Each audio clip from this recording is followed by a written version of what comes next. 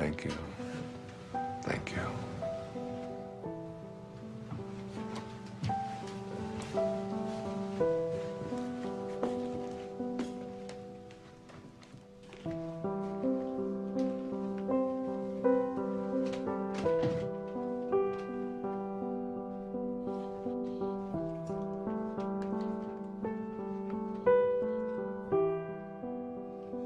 Thoroughly unprepared, we take the step into the afternoon of life. Worse still, we take this step with the false presupposition that our truths and our ideals will serve us as hitherto. But we cannot live the afternoon of life according to the program of life's morning. For what was great in the morning will be little at evening. And what in the morning was true, at evening will have become a lie.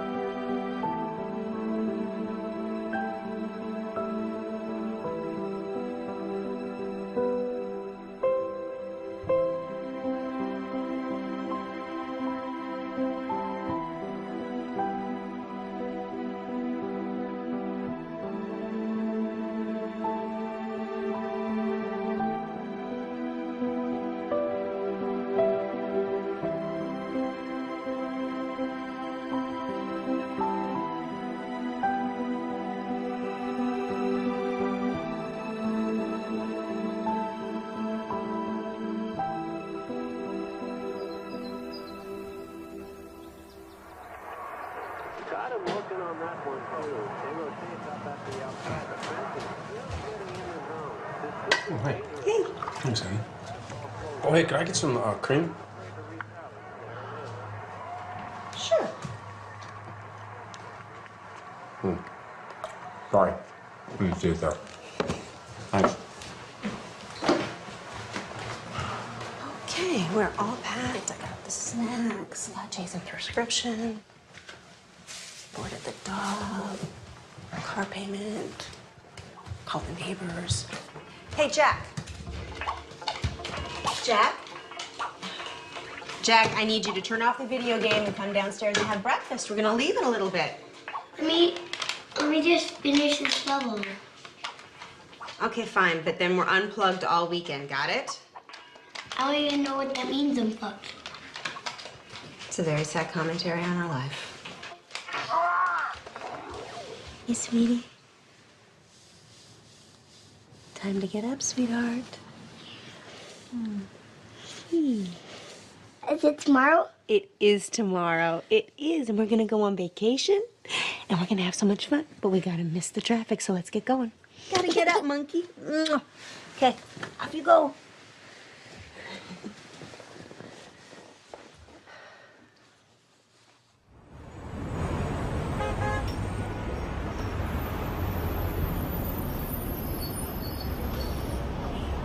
You're overreacting, Larry. I don't know what they can do. They can do a lot of damage to your image, Chad.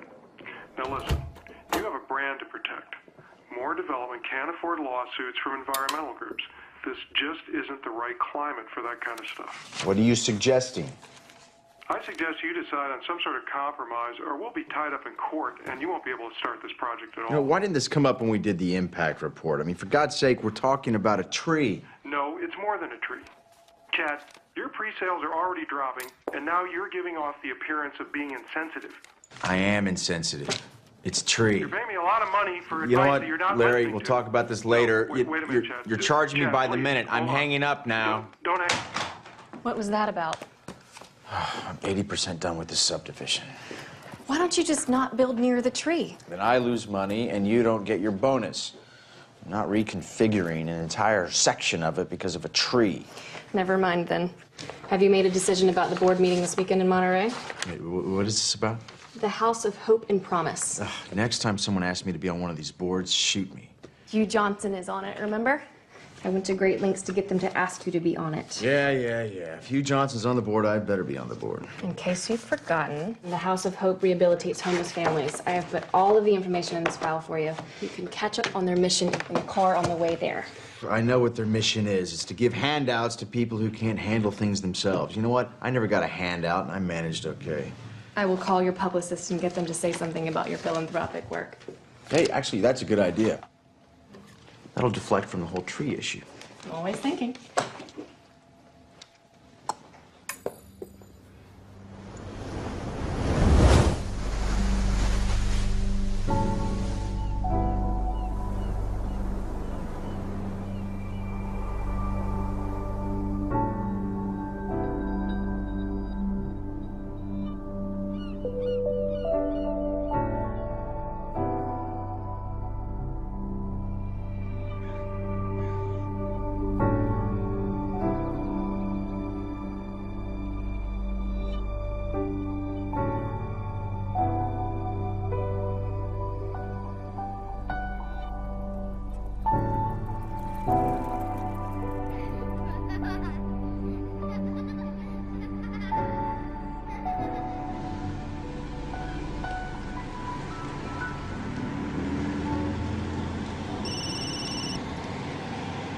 And I need to find where the director's cottage is, so. Hello? You gotta get a new van, bro. Yeah, what happened? Is it? Well, it's kind of hard to hear you. The reception's shoddy up here. What do you mean they're reconsidering? You're kidding, right? Well, you're my agent. You're too violent? What does that even mean? I don't make slasher films. I make art. You got to convince them of that. Do they even know the talent we have on this? You got to find a way to get them. Look, he shook my hand. He looked me right in the eye, and he said, "This is a go project. I want to do your film." Yes, because if the money doesn't come through, I'll have to scramble to get another investor. I thought this was a sure thing. Excuse me, coming through. You want to make me happy? Get the money from my film. That would make me happy. I gotta go. I'm on the Wayne Dyer thing. Bye. Wow, damn. Is there anything we could do? You got about $5 million? If I did, would I be here? Then I don't think you can help me. Cheer up, David. It's a quick job. It's quick. It's quick and fun. It's 6:30 in the morning, Sarah. It's not gonna be fun. It's just a job. Nothing artsy. We'll get them their footage, and then we're out of here. Wayne! Good morning, David. How are you? I'm great. I hope this isn't too early for you. Oh, no, I've been up for hours. Good, good. This is Rob, our cameraman. We're very lucky to have him. Nice to meet you. Ron does sound. Hey, Ron, nice to meet you, my And friend. this is Sarah, my production coordinator. Sarah. She's Pleasure. very resourceful. Great. You need anything, just ask her. Got it. So if you're amenable, I thought we'd head down to the social hall area and then set up down there. Let's do it. I'm ready. I've been ready for hours. Yeah. Oh, let's do Grab it. your cape. Let's go. Super. After Do it. you, Jonathan. All right. All right. How'd you sleep? I slept great. Oh, is there I'm anything? excited about this. Is there any expectation I should know about? I have no expectations. I'm totally in your hands. Whatever you want to do, I feel sorry Okay. for you, Dr. Dyer. You're sorry you said that. I'm just gonna blot you a little bit there. You got a little shine. Okay. You can't go wrong at this place. Isn't it beautiful? It is gorgeous here. I'm sort of allergic to nature myself. Oh, I just love it. I'm so thrilled to be here. He looks good. You want less trees, more trees? How's that looking? Sure, that's fine. Do you know anything about the history of this place? Have you looked into it? Not really. We just go where they send us, you know? The guy who runs this is a fascinating guy. He was telling me about the history of it. I can't hear him. Really a magical place. It's a, it's. Can you say that again? I'm sorry. It's a magical place. I got him. Back in 1913, Julia Morgan, she was an architect, Oh, right. and she designed this entire place. They set it up as a conference center for the Western Division of the YWCA, and they would hold all of their meetings here. And the name of the place, it's called a Silomar. You know, who knows what a Silomar is? And I was asking him, he said, well, a silo or a silio means refuge, and mar means sea. If we're good, we can start. That's interesting. Hear that, David? I heard it, together. yeah. This is a refuge by the sea, and it's just stunning. It's just so beautiful. I'm so That's excited great. to be here. Wayne, just so you know, tomorrow and the next day, we'll just ask you questions, and you go ahead and answer, and then we'll move locations and do more of the same. And I'll also be shooting some B-roll over the next couple of days. What again? B-roll? B-roll, like walk and the bees, talks you and shooting exercise. the bees that are here? Yeah. Listen, it's your vision. I'm open to anything. Whatever you see, I'm happy to go along with it. Well, I'm more of a technician on this one. Really? Well, you know what? You might find yourself learning something. Maybe. Well, I'm open to it. Great. Let's go ahead and roll camera. We're speeding. Sounds good. All right, Sarah, would you be kind enough to slate it? I would love to. You're gonna slate me? I'm gonna slate you. All right. Dr. Dyer, interview 1. Okay, Wayne, you came up here to write your latest book. Can you tell us a little bit about what you came up to write about? Yeah, I'd be happy to. One of the things that has intrigued me over the years is so many people coming up when I talk about purpose and finding meaning in their life is what is my purpose? How do I find it? It always seems to be eluding me. I can't seem to get there. I've always felt that the real purpose of life is just to be happy, to enjoy your life, to get to a place where you're not always trying to get someplace else. So many people spend their lives striving, trying to be someplace that they're not. They never get to arrive. One of the ways to understand about how to find your purpose in your life is to return to nature, to find your own nature. I wrote a book a few years back called Change Your Thoughts, Change Your Life, which was based upon the ancient teachings of Lao Tzu in a book called the Tao Te Ching. Lao Tzu reminds us that all being originates in non-being. Jesus put it this way in the New Testament, it's the spirit that gives life. That you didn't really come from your parents. You really, all of us came from this place called spirit. And when you showed up here in this world, you showed up here from a tiny little drop of human protoplasm, a speck, if you will, and everything that was in that little speck that became you, everything that you needed was in that tiny little speck. One of the most important metaphors that I ever use is that the first 9 months of your life, from the moment of your conception until the moment of your birth, everything was being handled for you. There was nothing for you to do. You don't get consumed with the color your eyes are going to be or what your body is going to look like. It's all taken care of for you. You just surrender. I call it a future pull. And it's pulling you in the direction of whatever it is that you were supposed to be. And to me, it's not too great a stretch to say if everything you needed for the physical journey was already handled in there, then why not everything for the rest of the journey as well? All of your purpose, it's in there. All of what your personality, it's in there. Everything that you were to be, not just the physical you, but everything, if you just let go and allow. And so we're born. And we look at this beautiful little creature. As parents, I have 8 children. I've seen it happen many times. And you look at this beautiful little child and you look at it and you say, great work, God. Great work. Couldn't be any better. We'll take over from here. And then we're surrounded by all these people, our family, our culture, wherever we go. And we begin to be told that we can't really trust in who we are. Stop it, no, give that to me. We have to trust in something outside of ourselves. So we're on a journey towards ambition. Once you begin to say, we'll take over from here, you introduce something, you just take this perfection and you just edge out the Creator. You edge God out. E-G-O. Ego. This ego is the part of us that starts to tell us who you are is not this perfect divine creation, this piece of God that you came from. It doesn't say that. It says who you are is what you have. It begins with things like our toys, and then our bank accounts, and then the possessions that we have. Before you know it, we begin to identify ourselves on the basis of our possessions. We begin to take on a set of beliefs about the more that I have, the more valuable I am as a person. And so we spend our lives taking these young children and immersing them in a culture that emphasizes more. It becomes almost a mantra of the ego. You have to have more. And the more you have, the more you are aware of how much other people are trying to take it away from you. The more you get consumed with how do I protect it and how do I make more of what I have. The dilemma here is that if you are what you have and things go away, then who you are also goes away in the process. Going somewhere? Yeah, I thought I'd come with you. Why? Why not? Because this is a work thing. I'll be in meetings all day tomorrow. I'll have nothing to do. Doesn't matter if you're busy. I'll go shopping or something. I'll be fine. Hi. Sorry, we won't be needing you after all. Thanks, you can go. What are you doing?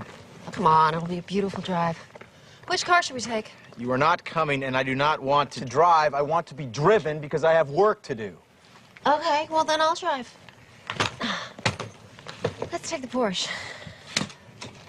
Denise, the place I'm going, it's not the kind of place you're used to. It's rustic. I think I can handle it, Chad. I know how to rough it. You know, I don't understand the sudden desire to spend time together. I just want to get away. Would you prefer I got my own room? Okay, what's wrong with you? Maybe I'm interrupting something. Oh, come on. Are you meeting someone out Of there? course not. Look, I don't even want to go to this thing. Well, then all the more reason I should go with you.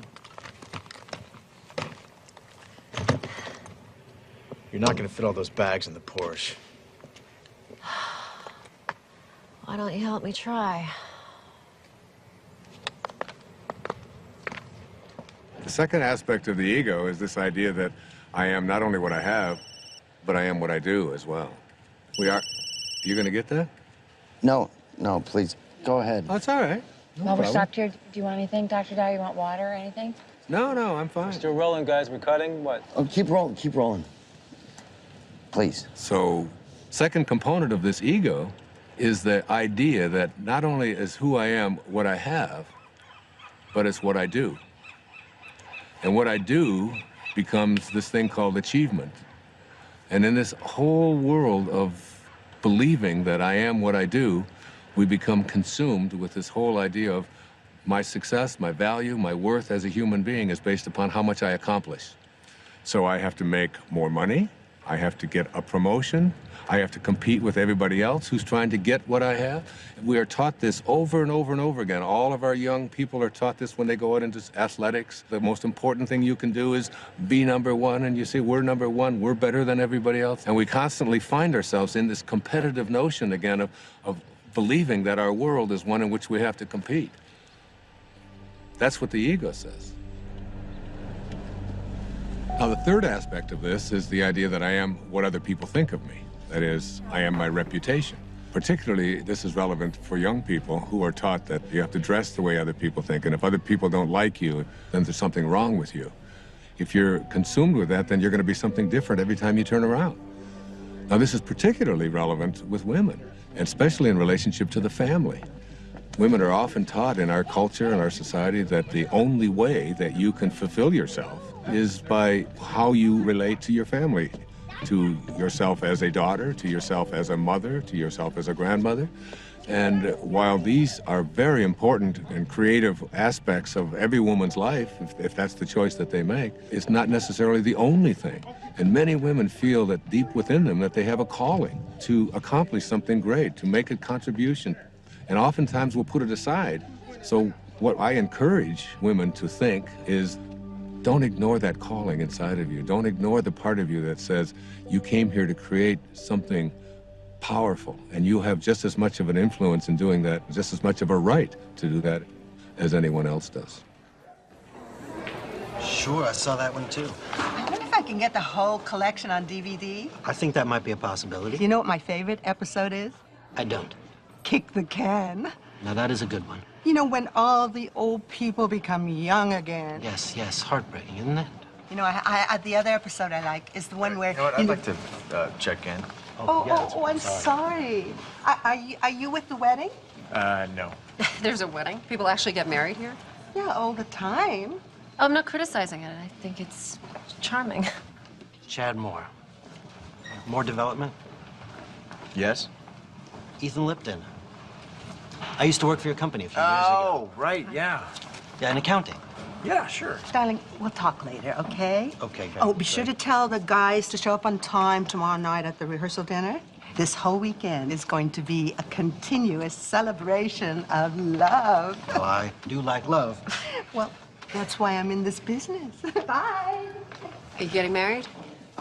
No, I'm with the band. Oh, well, have a fun weekend of love. You guys too. Do you remember that guy? Not at all. Hi there. Hey, let's see, I'm checking in. The house of something?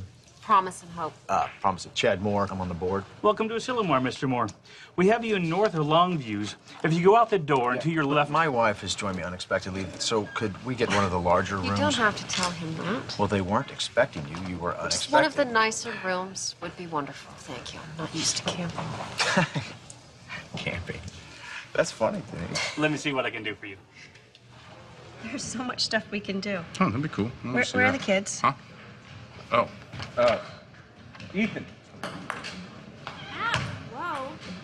Jack, Ethan, come over here. Come on. Come on! Get over here! Come here, troopers. Take you and go with your mom. Stand on my toes. Yeah, and also something away from all the noise would be nice. I do have a room on the first floor in the lodge building. Yeah, something higher. Of course, Mr. Moore. Do have a room on the second floor. Higher than that, please. I'm afraid that's about as high as we go here. You're kidding. What a waste of real estate. I think you'll like this room. It has a balcony. All right, if you say so. Give me a second. Give that to your mother. Give that to your mother. You heard her. Hand it over. I said we were going to be unplugged this whole weekend. Do you guys just want to go home? No, we're not going to go home. It's no fun. Come here. Stay with me. Here, jump on my feet. Jump on my feet. I'll lift you up. There's no way we can have all these meetings with these kids running around and screaming. Have a great stay. Look, I don't need to be having this conversation right now. I don't have time for this. I can't deal with this right now. We move into then the later parts of the ego, which talks about something called separation. And the ego has a very strong belief system that who I am is separate from everybody else. And then another component of the ego teaches us that I'm also separate from everything that's missing in my life, from all the things that I'd like to have. And then finally, the ego teaches us the most egregious error of all.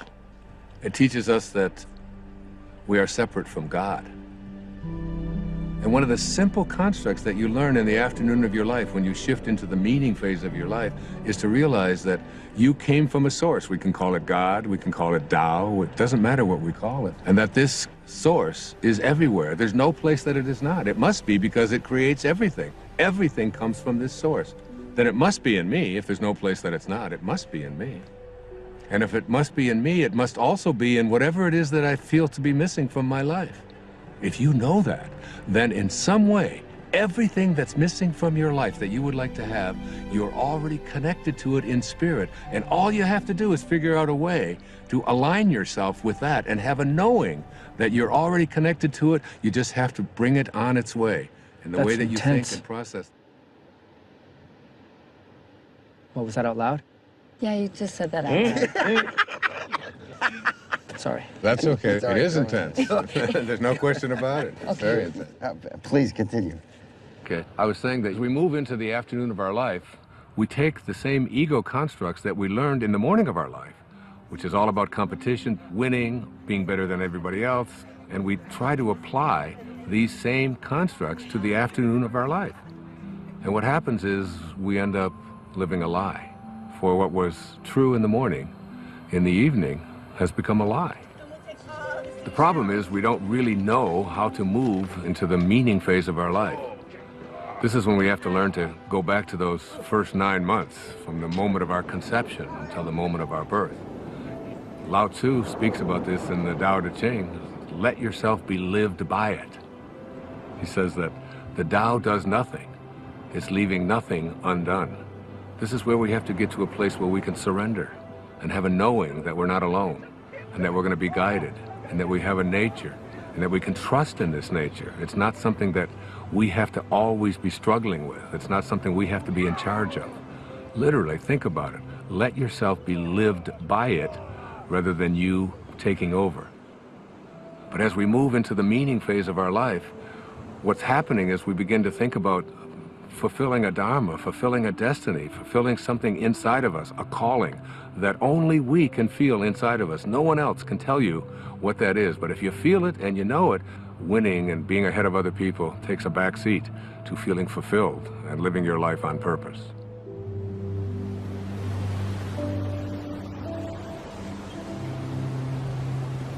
I'm coming to get you. No! Ethan! Don't throw sand!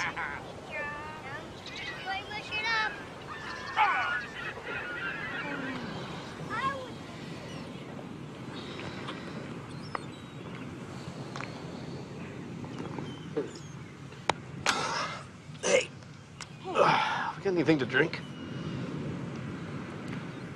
Juice box? Sure. I'm gonna go back and get some more sunscreen. Really? We got clouds. No, they can still get burned. Okay. You gonna walk back? Yeah, I'll be fast. Well, we can wrap it up here. No, look at them. They're having so much fun. I don't want to drag them away. I'll be right back. Okay.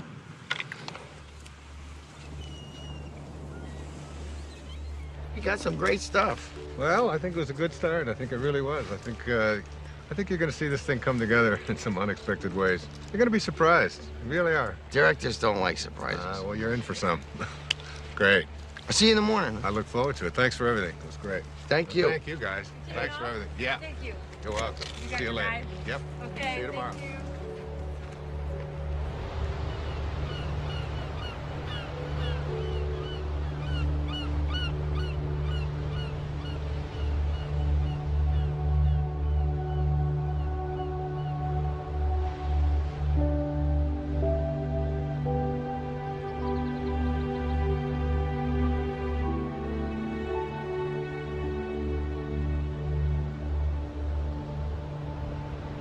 Amazing, isn't it?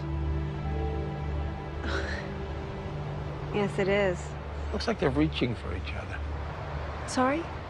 Well, the trees, it looks just like they're reaching for each other.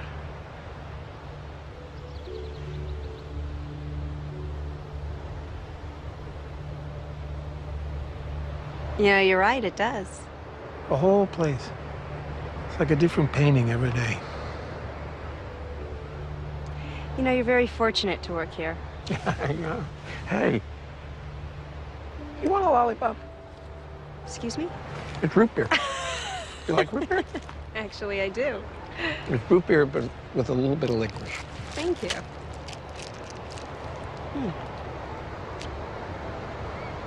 I like it. I like everything about this place. Like what? What do you like about it? I don't know, it's just, it's so beautiful. I can't describe it. In words, yeah. I guess so. I mean, words versus images. Images? Pictures. No, don't do that either. I used to. When I was in college, I used to drive down to the beach and I'd sketch for hours. Oh well, doesn't matter anyway. Oh well.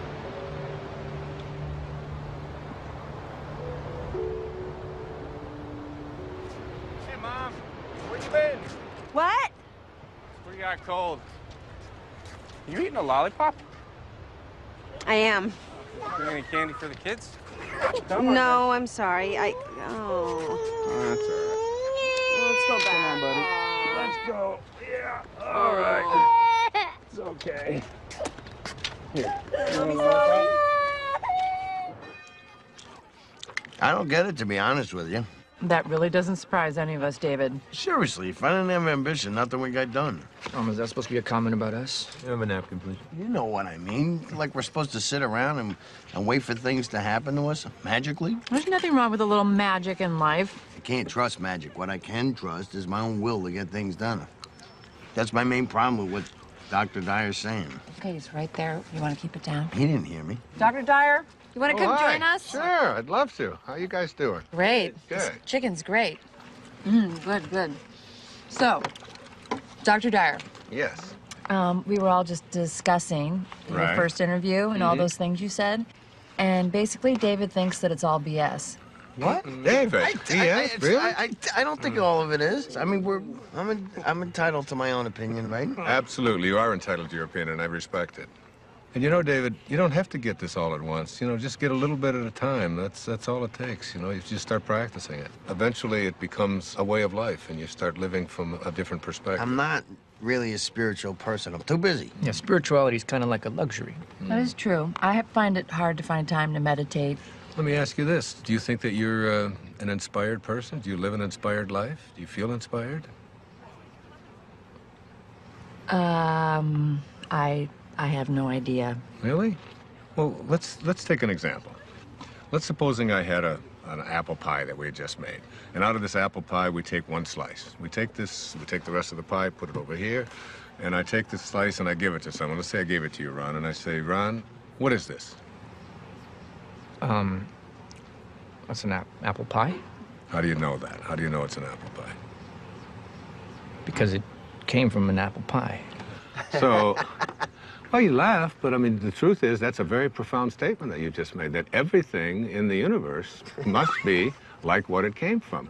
You take an acorn and you'll never get a rose bush out of it. You look at yourself and you ask yourself the question, where did I come from? Who am I and what am I like? You know, instead of making our choices out of the place that we really are, our authentic self, we're making them out of the ego. And every time we make choices out of the ego, all kinds of things begin to happen to us that take us away from finding meaning in our lives. How do you know if you're making a choice from your higher self? You gauge everything on the basis of how you feel. Are you stressed out? Are you anxious? Are you fearful? Are you angry? Do you feel good about yourself? Do you feel like you're on purpose? Do you feel like your life has any meaning?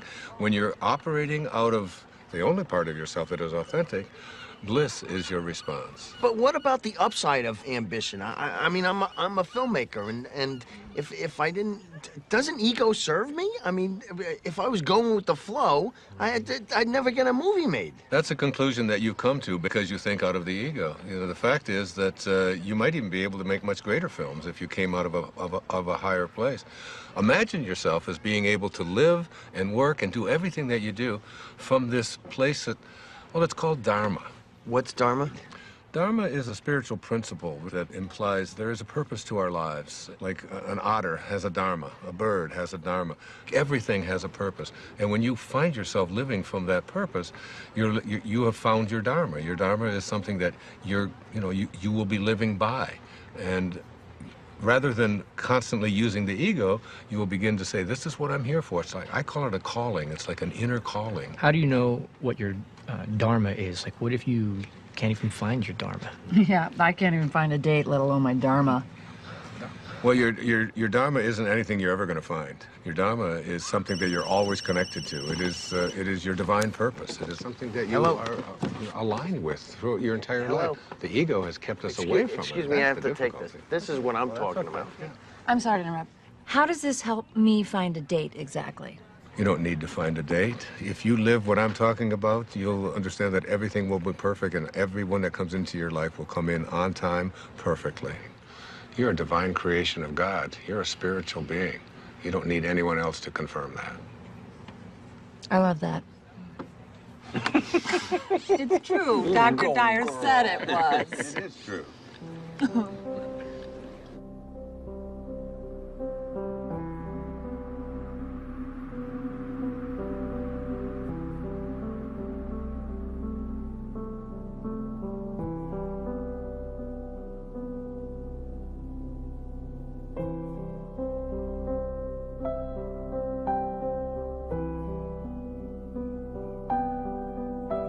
You know, I don't want you to think that I don't appreciate what you're saying. I do. Not that you would necessarily be concerned with what I'm saying, because that's the ego telling you what to think, right? So you were listening? Yeah, I'm listening. I just think it's good to have a plan. Well, what's your plan? To be a successful filmmaker, to make a name for myself, to make money, to have a good relationship. So you're talking here about prosperity, you're talking about abundance, you're talking about happiness. I haven't any problem with that. I've been attracting abundance and prosperity into my life forever. I think it's actually quite easy to do. I really believe in that. For you? Well, you know, the problem what you're talking about here is the ego. The ego and your attachments. You know, you become attached to you know, how much money you're making and how well your film is doing and is everything working the way I've been told that it should work. When you become attached to things and they go away, you then lose who you are. But it feels so much like survival. We're not talking about survival here. We're talking about a shift away from the morning of your life and having to do everything for external reasons and moving into a higher place in your life. Why don't we start with that tomorrow? How to make this shift? It's a good idea. You know, I tell my audiences all the time that if this is something new to you and you've never heard it before, There's a shift probably heading your way as well. Yeah. Ha! That's all I need. It could happen.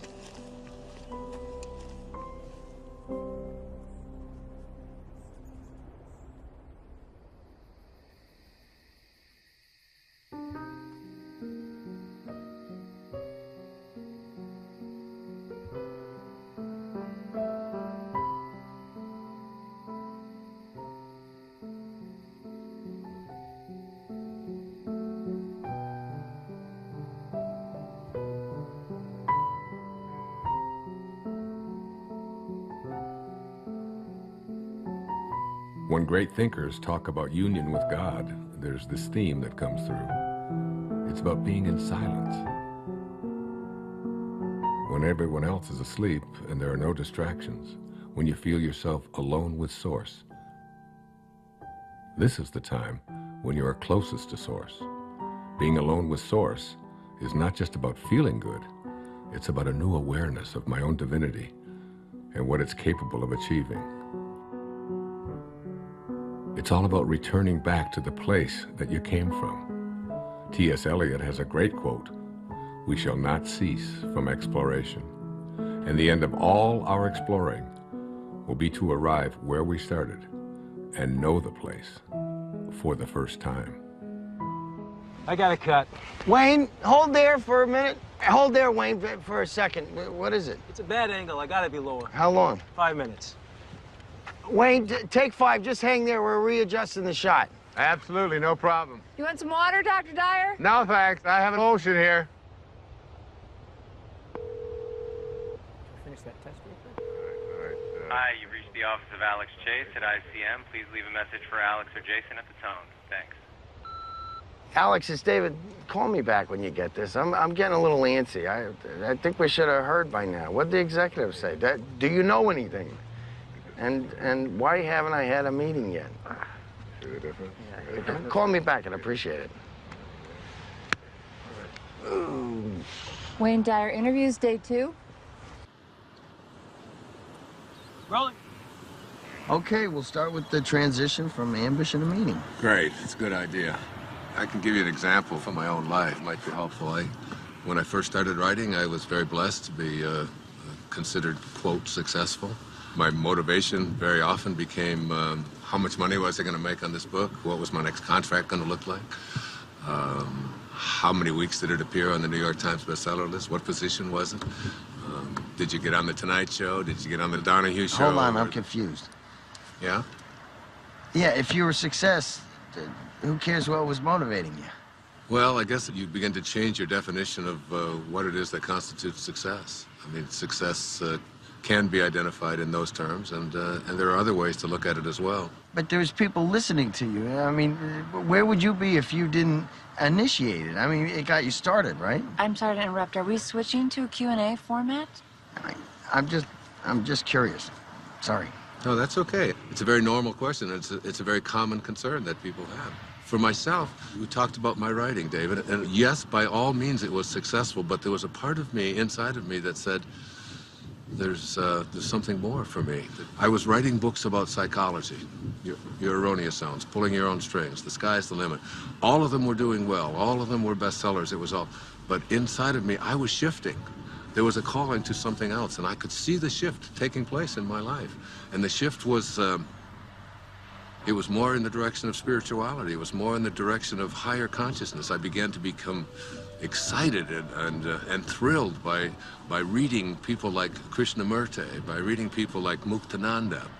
And I remember going to my agent and I said, I want to write a book about how to take some of these great spiritual ideas. He said, no. You're going to write a book about sex. He said, this is going to sell. This is like Dr. Ruth has got one, but you're way better than Dr. Ruth, you know, and he's going on. And he said, and then I've got a second book for you, and we're going to do a 2-book deal, and you're going to write a book about how to make money. You know, Wayne Dyer's approach to making money.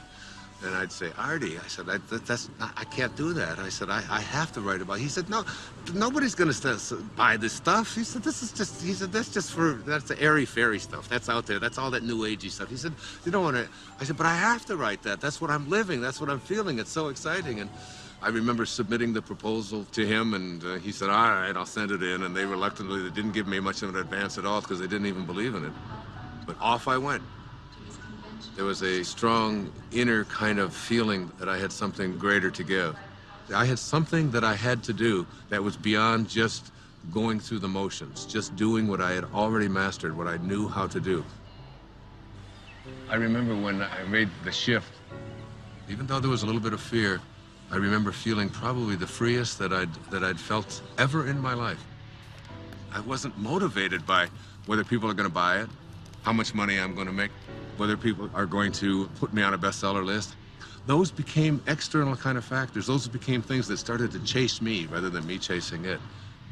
Basically, I think, David, what I'm trying to say to you is that you get to a place in your life where you start to be guided by something that's larger than yourself.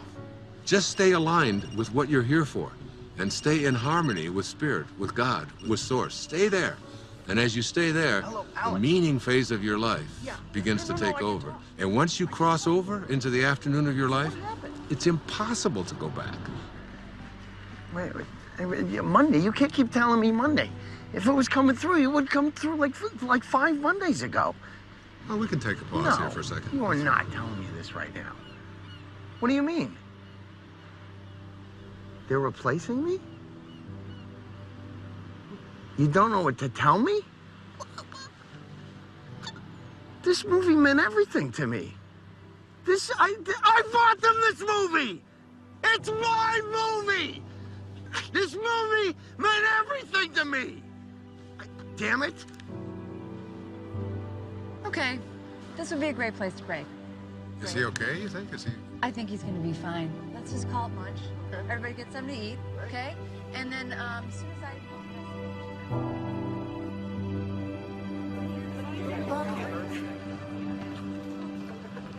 Lunch is 1/2 hour.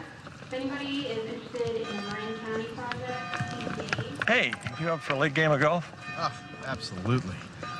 Okay, I'll reserve it. Thanks. You know how long this meeting's gonna last after lunch? I don't really know. I think they're saving some of the big items until the end. Like what? Well, they're $1 million down in the San Francisco project. The contractor underbid, now they're over budget. You know what? Listen, you can catch me up on all that stuff this afternoon when we play golf. You're not coming back? Oh, no, I am. I'm gonna try. I just, got a lot of work to do. See you later. Okay.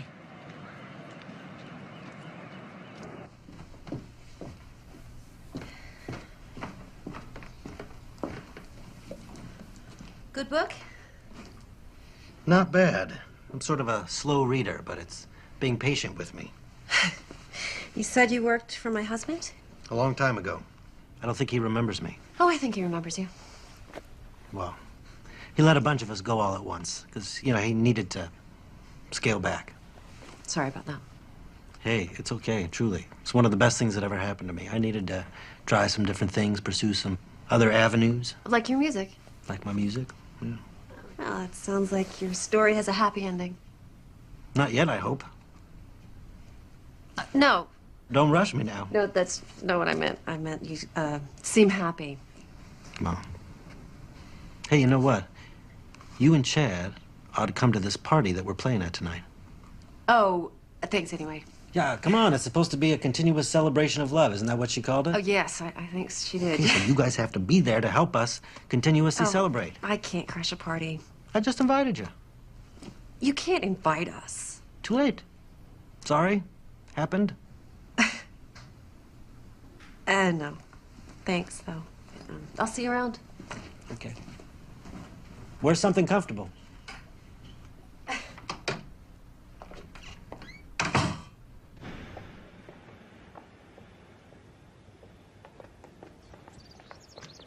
Denise. Denise. Hey, slow down.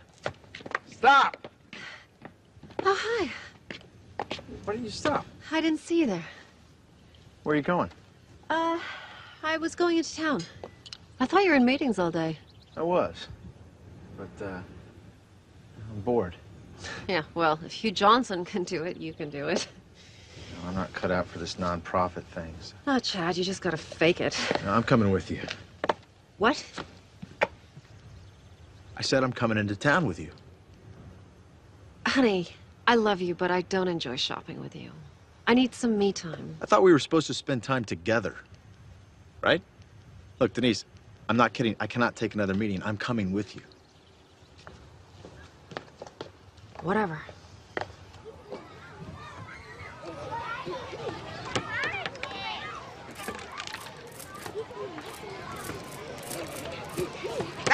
Hey! Guys! Stop it! Take it over there or you're gonna lose the water guns. Oh, they got you all wet. Ah, it's no big deal. It's just water. Water is soft. Don't give it another thought. It's great. I am so sorry. Don't be sorry. I've got 8 kids of my own. I've got grandchildren. You know, these things happen. Things get messy once in a while. It's fun. Well, thank you. That makes me feel a little bit better. I always see it as an opportunity to sort of practice what I call non-interference. Oh, I wish I could do that. Oh, you can. Of course you can. Really? I mean, I'm their mother. Isn't that a little irresponsible? I don't see it as irresponsible at all. I think parenting is not about having children lean on you. It's about making leaning unnecessary. Yeah, they've got a compass. Let them follow their own compass. What would I do with myself if I wasn't interfering? Oh, I don't know. Do you ever think about music or art or something like that? How'd you know? Know what? Nothing. Thank you. It was really, really nice talking to you. Well, you too. God bless you.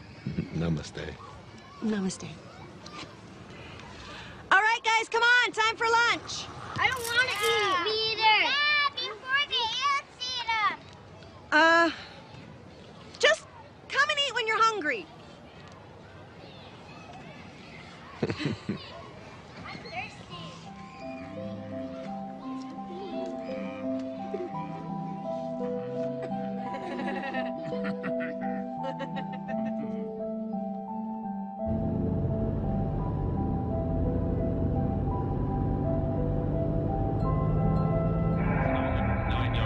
Touchdowns and only 5 interceptions. Now listen, Bob, the next Peyton Manning, you want to put 10 bucks on? And definitely he had that signature moment during the game against the Bears. Yeah, but you know, he could have cracked many quarterbacks. On Tuesday, 5.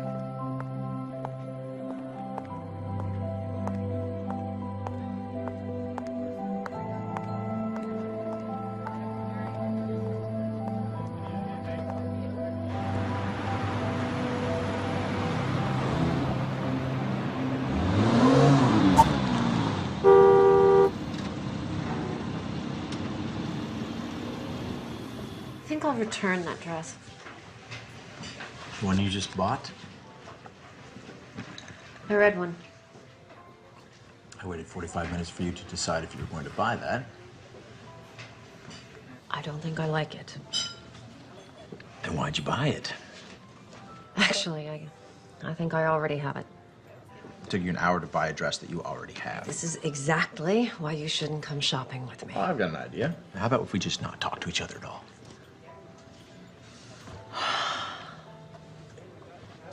Jesus, Chad. I really should have come alone. I've got a lot on my mind. You've got a lot on your mind. What could you possibly have on your mind? All right. I wasn't going to tell you this until tonight, but...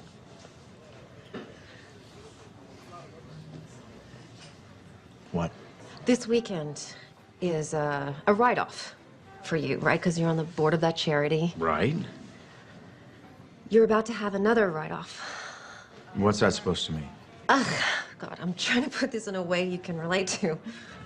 Yeah, well, I'm not relating. I'm pregnant. What? You're joking. No, I'm not joking. I don't want kids. I know. I didn't either. But this just happened, and I thought, I don't know, maybe it's time for change. You know, that we should experience this thing that everyone says is so wonderful. You know, maybe it's time to stop being so selfish and start thinking about something other than... I want to be selfish. I like being selfish. I like our lives. We come and go when we want. We're happy. Oh, you think we're happy, Chad? I don't know if we're happy. I mean, God, you're always at work. We never see each other anymore. I'm always at work because I need to buy you the things that you want, Denise. Cars, clothes, houses, everything you want. But still, it's not enough to make you happy. Please, keep it down. I want this baby.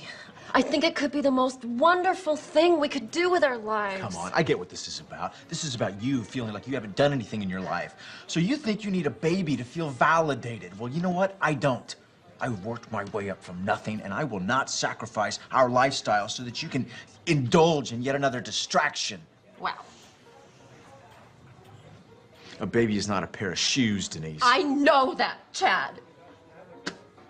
You are so cruel and you're so mean. God, you used to be fun. What happened? You planned this, didn't you? It was an accident. Sir, I'm gonna have to ask you to leave. Please. It can happen. How could you do this? How could you do this? Thank you so much. Thank you for making this the tender, precious moment that every Tender, woman precious dreams about. moment? We don't have tender, precious moments. we You know what we don't. did have? We had a prenup, an agreement. You signed it. No kids. I know, and I changed my mind, okay? People can change. Well, you know what? Chad. I didn't change my mind. Well, what are you gonna do about it? Divorce me because I'm pregnant? I might. As a matter of fact, I'm definitely divorcing you. Will you please shut up? I'm Okay, definitely fine. I don't care. Go ahead. I'm better off raising this baby without you. Good luck. You signed that prenup. You won't get much. I'll make sure of I it. hate you!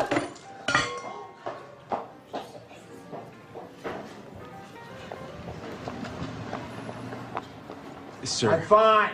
I still need I'm you. fine. Sir, I'm still gonna have to ask you to leave. Oh, I'm leaving. Don't worry about paying. No, I am definitely paid for this meal. Please, sir, it's not necessary. Oh, she's got my wallet. Hey! You took my wallet, you kleptomaniac! You left her in the room, you moron! I'm calling my lawyer. I'm calling my lawyer right now. Oh, really? How are you gonna do that without your precious phone?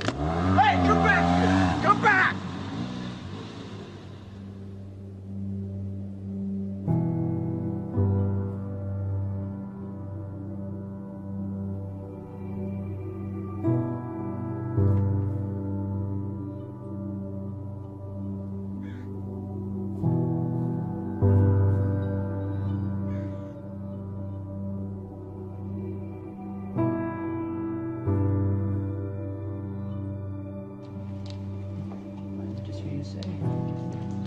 Testing, 1, 2, 3. Can you hear me? Great.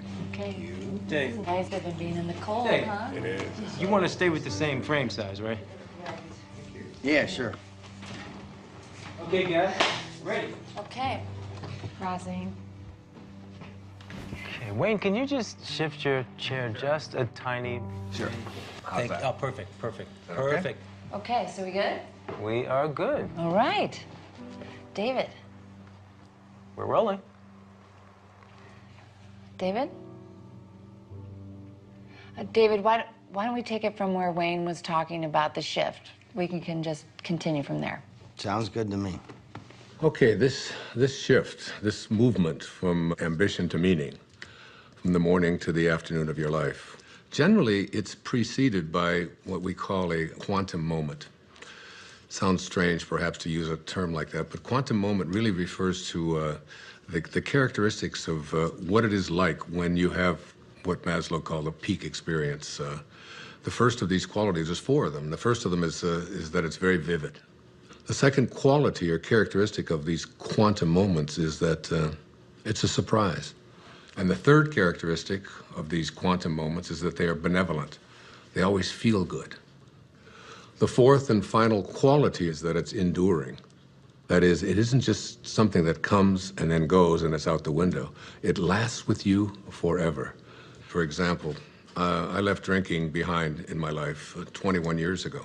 And I couldn't even imagine that I could have given it up because I'd always had 2 or 3 beers every single day for the previous 10, 15, 20 years. I couldn't even remember a day when I hadn't. And I knew that I had to make that change. And it was 4:05 a.m. in the morning. I could remember the clock when it turned. I woke up, and there was like a breeze in the room, something that I'd never experienced before. The smell of roses. This was 21 years ago now. I can tell you what was hanging on the closet, the hook that I had there. On the mirror there, I had a cartoon that I had there. I can still see that thing exactly as if it happened this morning. The vividness of this is something that I've never, ever been able to forget. I can remember how surprised I was at what was happening at that time. It was almost as if some kind of force had taken over, and I was just amazed by it. So if you're lucky this happens to you, David, it has nothing to do with luck. It's like when the moment is right, when you are in a different state, in a different place in your life, exactly what is supposed to happen will happen for you. The low points in your own life, these times when you think that nothing could go any worse, oftentimes are the things that we need to propel ourselves to a higher place. Let me give you an example. The night before that moment that I just described to you, I had taken my entire family, 5 children, and my wife, and we had all gone to this restaurant. And like I always did, every single time I went to a restaurant, I ordered not just 1 beer, but 2. And that was so that in case the waiter wasn't there when I wanted my second one, I would be able to have it. And the waiter said to me, "Oh, excuse me, sir." He said, "I'm sorry, but I can't serve you alcohol." And I said, "Why?" He said, "Well, last night one of our waiters served someone who was underage, and we had our license suspended." I said, "Come on, we're getting out of here." And I made each one of my children get up, get back into the car, strapped into their car seats and so on. My wife, who, God knows, had so much to do, and it was such a hardship for her. But it didn't seem to matter to me at that time because I wanted to have my beers, and I was making myself more important than everyone else. And we drove off and went to another restaurant. And I can remember thinking that night as I went to sleep how ashamed I was. My wife tried to talk to me a little bit about it, but I would have none of it. I was right, and that's just what the ego always makes you. It makes you right. And that night, that experience that I had at 4:05 a.m. the next day, not only did it get me off of alcohol, it probably saved my life. It transformed my life in so many different ways. And it was all because I was open to it. You don't believe that? Sounds like more sitting around until some sort of epiphany comes to you. It's not about waiting around. You know, in the Tao, one of the great lessons that I learned is that it teaches us how to be soft, how to be flexible, how to not be always in control. One of the great teachings of the Tao says that let yourself be lived by it. But you didn't do anything. That's the whole point. That's the place you want to get to, where you just allow. In the recovery movement, it's called letting go and letting God. Allowing this source that is always flowing through each and every one of us to do and perform its magic. And that magic will always work in our best interest if we just surrender to it. If you could just stop interfering in your own life and just let yourself be done. If you can get to that place, nothing will be left undone. Everything that you need will be there for you.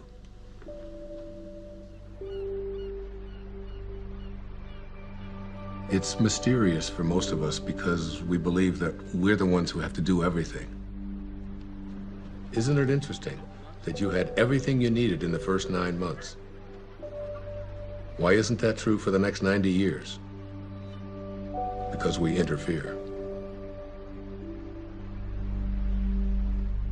When I was 19 years old, I was in the United States Navy and as an enlisted man. And I was given my assignment to join the aircraft carrier, the USS Ranger. And it was on deployment in Yokosuka, Japan. So I boarded a refrigerator ship, the USS Vega, in Alameda, California.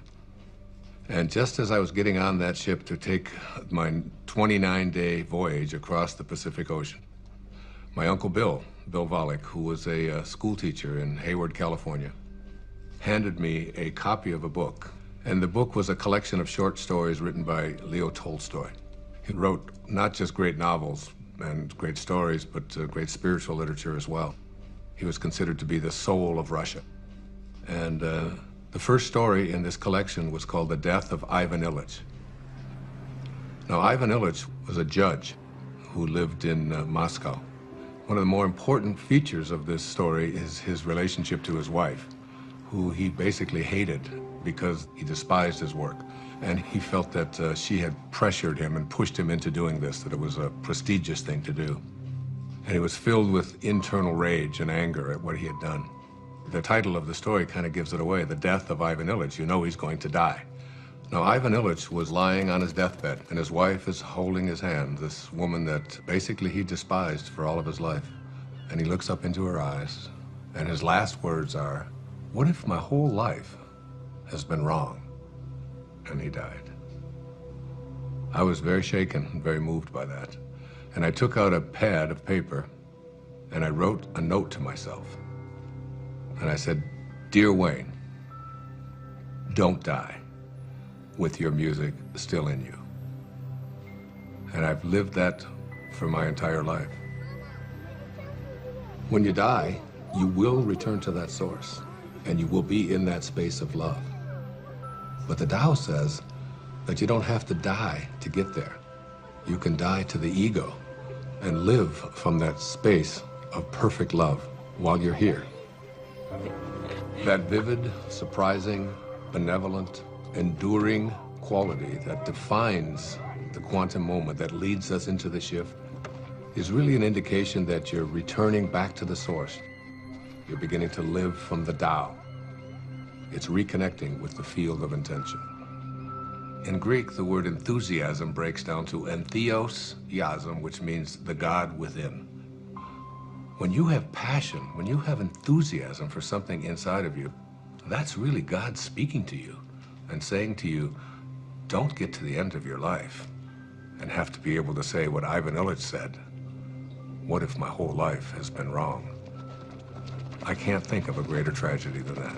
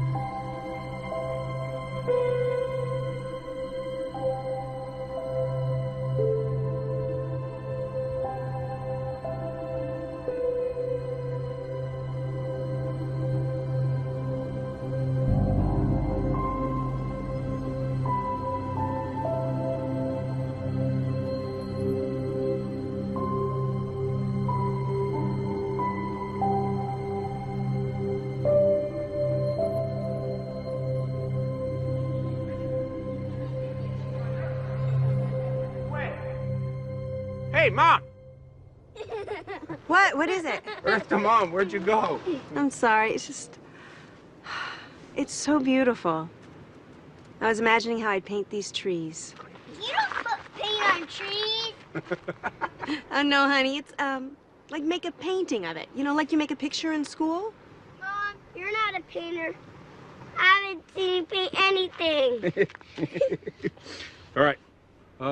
Next one to that rock up there. Wiz, go! Go! Let's go get him. Let's go get him. Go, Wiz, come on! What did he do? I'm losing.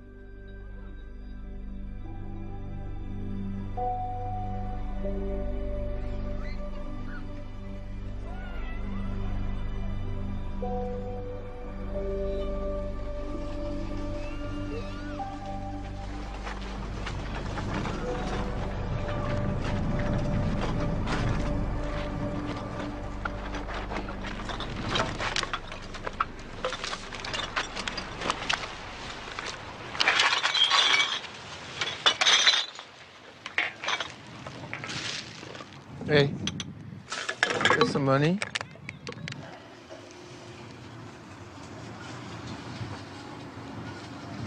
God bless you. What? I said, God bless you. Why would you say that? I didn't even give you any money. You got any money? Not at the moment. But you? Need to call a cab. Hey, here you go. It should help you. Thanks. Wouldn't happen to have a cell phone in there, would you? I don't need one. You make money with that stuff? I make good money. Where do you live? Over there. Over there. But my favorite place is there. Under that tree. That's my favorite. I know that tree. We're friends. It's a good one, huh? You know what you gotta do? You get some of these bottles, and you can make some money. There's a machine down there. You put the bottles in, and you make some money. Thanks. Maybe I can save up for a cell phone.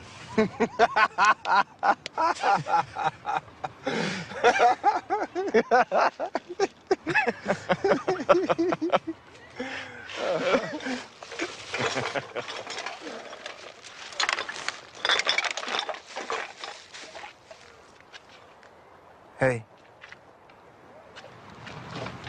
Do you have some money?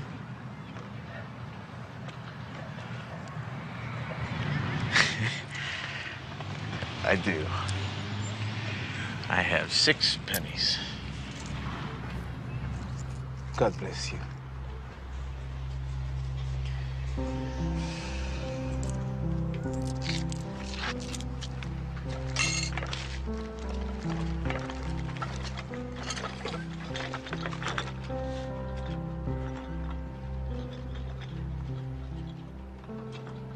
Synchronicities. It's like a collaboration with fate. All of that becomes the norm, and the ego is no longer the driving force in your life. You begin to recognize that there's a powerful organizing intelligence that's in all things, and it's working with you and for you, almost as if you're making it happen by just being connected to your source. The destiny that appeared to be imposed upon you by something outside of yourself is no longer the relevant driving force in your life. You're connected to the source, and it's almost as if this divine organizing intelligence, God, the Tao, whatever you want to call it, it's almost as if it's saying to you, you play the music that you came here to play, and I'll be there to help you overcome any struggle or any obstacle that comes along. And it's not going to be a struggle because Source is supporting you. Yes, hi. Could I get a cab, please, to Monterey Motors? Yes. Thank you. Thank you very much. Bye.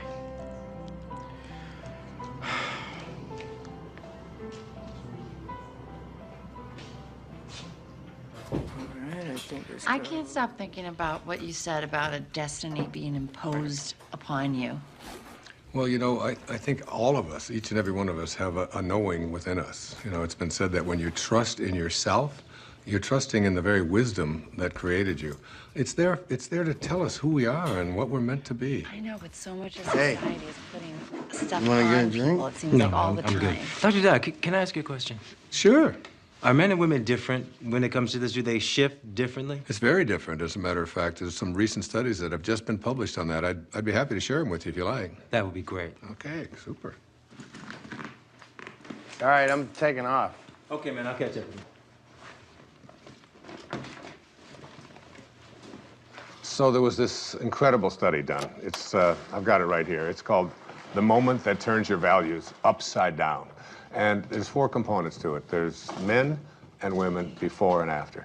Now, before one of these quantum moments, they were asked just to list the most important priorities of their life, from the most important to the least important. Now, for men, the very first and most important value that they had learned was wealth, the accumulation of money. It's not really that big a surprise, because we are taught as men when we're growing up that your job is to support your family, your job is to get ahead. And the second most important value for all of these men was a sense of adventure, to go out there and, you know, what, conquer the world, Be whatever. the guy. Yeah, absolutely, be the macho guy. The third was achievement. You know, as men, we're raised to believe that you are what you do, what you accomplish, what you're able to create. The fourth is the idea of pleasure. You know, going out with the guys, getting as many dates as you can, having as much fun as you possibly can. The fifth of these is to be respected, all right? And we all know as men what that means, you know? You're not giving me any respect, man. And then you get out there, and when you're growing up and you're a kid, and if you don't get respect, you're having fights. Here are the top priorities of our lives, you know, be able to make money, to have a sense of adventure, to have, you know, to achieve, to feel pleasure, to be respected. That's basically the morning of our life. This sounds like my list. What are you talking about? When was the last time you had fun? Oh, do not even listen to her. I know how to have fun. Do you mind? I'm trying to hear Wayne. Go on. Thank you. I appreciate that. All right. So the second part of the study, which is the after. A quantum shift has taken place. Same questions, only it's many years later, and they followed this over a lifetime. And the number one value is spirituality. Spirituality. The number one thing. It has gone from making money to spirituality, which wasn't even on the list before. You can't even find it. I've got the top 15 of them listed right here. It's not even on there. The second one is personal peace. Less anxiety, less stress, if you will. The third one is family. Now, family was on the other list, but it was way down before. Now, what happens after one of these moments, you begin to look around and say, what is it that's important to me in my life? And then the next is God's will. This is the one that says, I have a sense of purpose. And then honesty is the fifth quality. Not just honest that I don't steal, but how honest am I as a man, you know, with my feelings, with yeah, that's exactly right, you know. Those are the top qualities for men. So there's the before and there's the after. You can see what a significant change this is, what a shift has taken place here. Hey, everybody. Hello. Thank you. We are very glad to be here tonight. Steve and Lisa are dear old friends of mine, and so when they asked me about the prospect of our band playing at their wedding, I felt like I had no choice but to say, are you sure? Are you positive that's something you want to inflict upon your friends and family at your wedding day celebration? And Steve and Lisa assured me that that was exactly what they wanted to inflict upon their friends and family at their wedding day celebration. And so, here we are.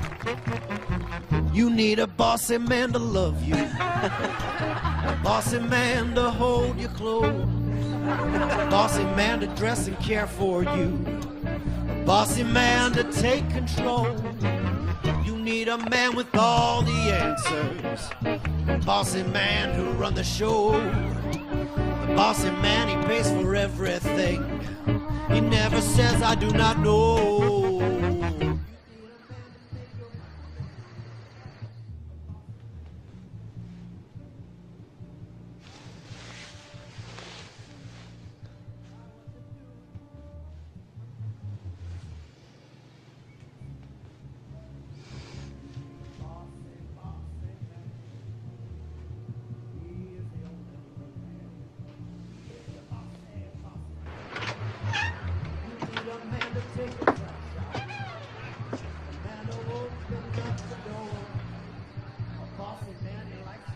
Okay. I know what you're going to ask. I can already tell. Yeah. What's the deal with the women? Bring it on. For women, it's even more astonishing. Before one of these quantum moments, the number one value is family. And it's not surprising because women are kind of raised in our society, in our culture, to be a good mother, to be a good daughter, to support your family, to take care of your children, and so on. The second one, which may surprise you, was a sense of independence, of feeling as if I would like to feel independent. Women are very conflicted. Yeah, makes sense. The third was career. Now, very often, women never even felt that they had a right to go for a career because they were obligated to be taking care of their family. And this is not a put-down of that at all. What we're saying here is that there's something more. The fourth quality for women was fitting in, having to be like everybody else and so on. Yeah. And then finally, attractiveness. And this became not just like it's nice to look nice, but my whole values are, and how do I look, and where do we get this? You know what? That is so scary when you break it down like that, because where is it that we learn as women we're supposed to be pleasing everybody else all the time? Well, go on the newsstand. You know, all you see are magazines with pictures of girls with waists this big and, you know, with implants, lots of emphasis on makeup, having the right labels, carrying the right bags, and so on. So these became the top qualities or characteristics or values for women before one of these shifts. Well, I hope the after list is better. Their values shift dramatically. The number one value for women after having this experience is right here, is my own personal growth. Now remember, before it was like taking care of everybody else, doing the right thing, fitting in, and now it's all of a sudden, how am I growing as a human being? How do I feel about myself? And the second is a sense of self-esteem. Am I worth anything? How do I feel about myself? Am I a valuable human being? The third one is spirituality. My sense of my connectedness to something bigger and greater than myself. And then happiness. Again, this wasn't even on the list. It was almost at the bottom of the list before. How often have women been raised to believe that their happiness isn't an important thing, that doing what they are supposed to do rather than feeling, you know, a sense of, I'm entitled to be happy. And then a very interesting one, it's called forgiveness. This became very important in their lives. Forgiveness. That's good, because then you can forgive all those people that gave you bad information about what you're supposed to be doing. Yeah, there's a whole lot of resentment that begins to take place in people. It's what so many people just go along with. Oh, right. Joe. This is great. Hey, you're the best. Thank you so much. Yeah, this is great. We should be filming this. Thank you very much. Good night, guys. You guys did so well in the hike today. Good night. Can I have a glass of water? Of course you can.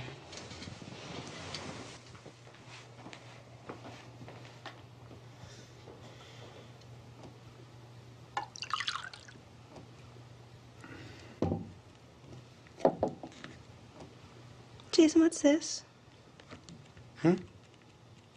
This paper and pencil wasn't here before. I don't know. No idea.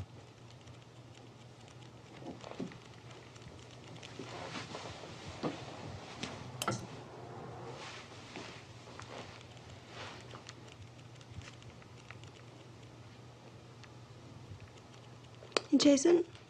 I think I'm gonna take a shower. Okay.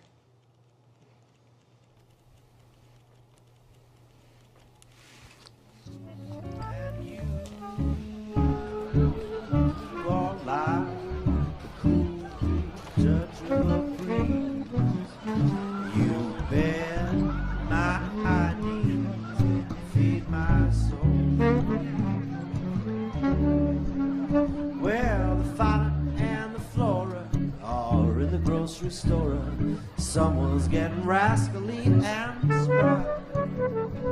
Fauna says to Flora, I really do adore ya. Flora says, I know, tell me why. You are like one hot spot in the sun after a long winter storm.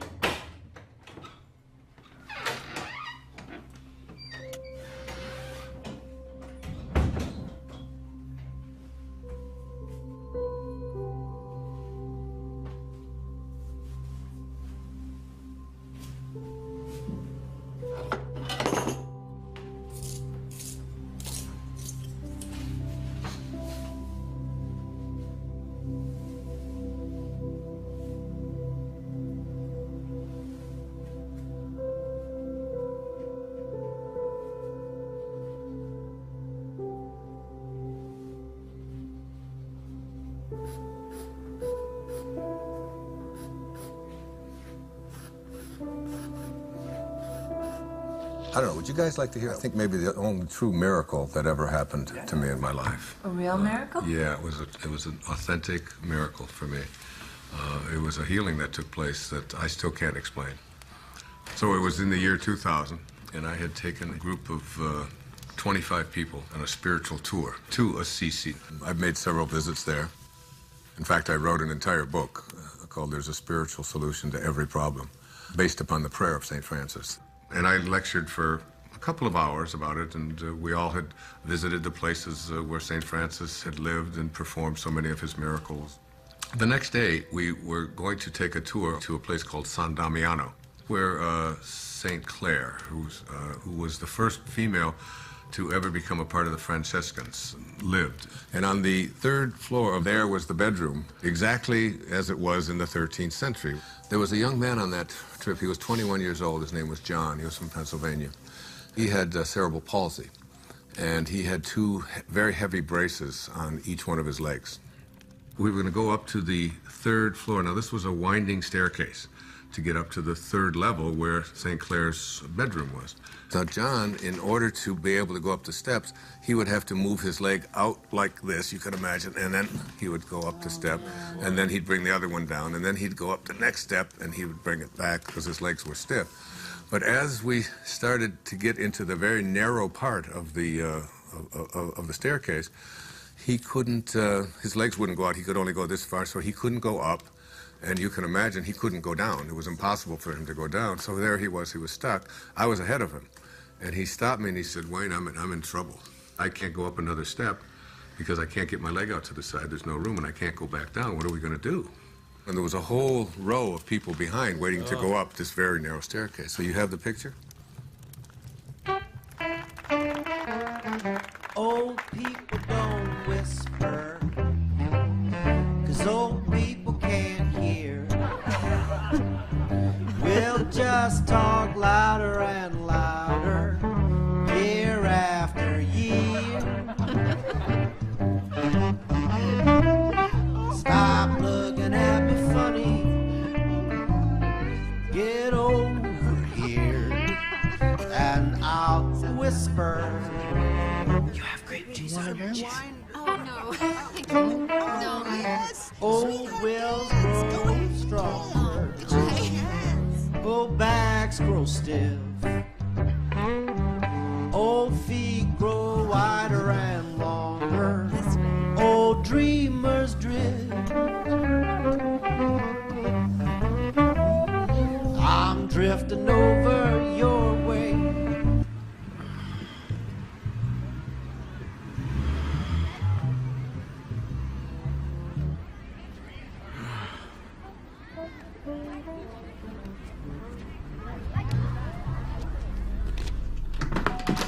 Denise?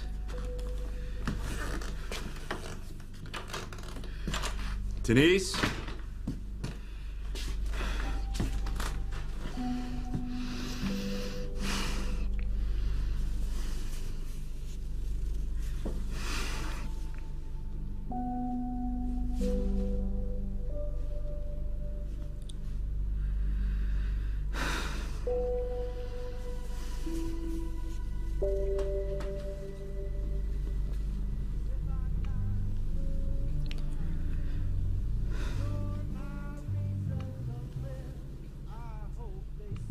So I said to him, without even thinking, "John, what I want you to do is just strap yourself on over my back and put your arms around my neck and just lean over and I will carry you up these steps."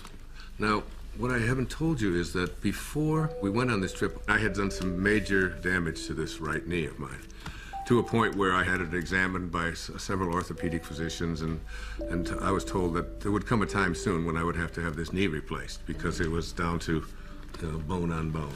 So as he got on my back, and now we're talking about 240 pounds or so, he went, I went about 3 steps and I realized that my knee was about to collapse and I was going to go straight down.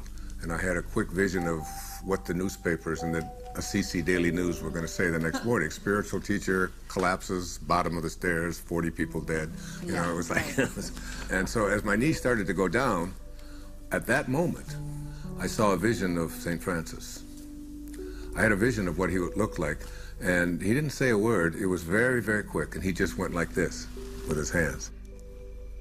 In other words, stand up.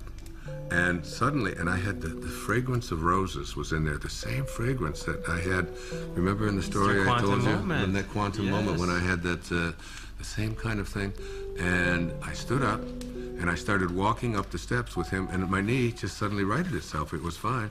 Not only did it right itself, but I suddenly had like a burst of energy like I've never had before. And I started walking faster with him on my back. Then I started running. And I ran up all of the stairs. My wife was waiting at the top, and she said, "What happened to you, and what are you doing? And everybody else is out of breath." And I said, I had a miracle. I just don't know what happened. And I realized that my knee didn't hurt anymore at all, and I wasn't limping, and I had no pain in it at all. By the way, I've never had any surgery, nothing ever done to this knee. It was a healing that had taken place in that moment.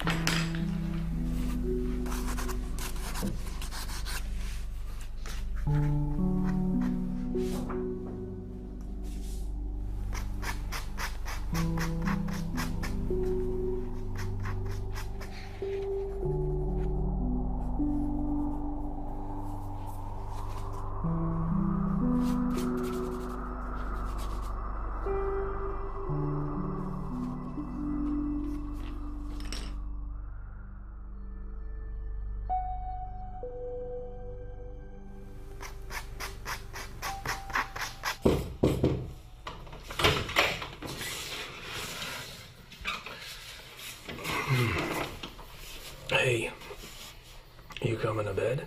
Yeah, I'll be there in a minute. What you been doing? Oh. I thought you were gonna take a shower. I did. And your clothes? I was going to, and then I got distracted. Huh. What you been doing? Nothing. Are you all right? What do you mean? Well, you just seemed a little checked out today. Just wondering if anything was wrong, or... No, I'm fine. Don't worry. I'm a little worried. No. Can I look?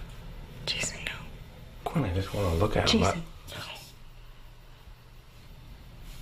I love what you do. I just wanted to look. Can you please go? Quinn, I just want to Just go. Please? No. You know, really, you're not very good anyways. Really, don't bother. Don't bother.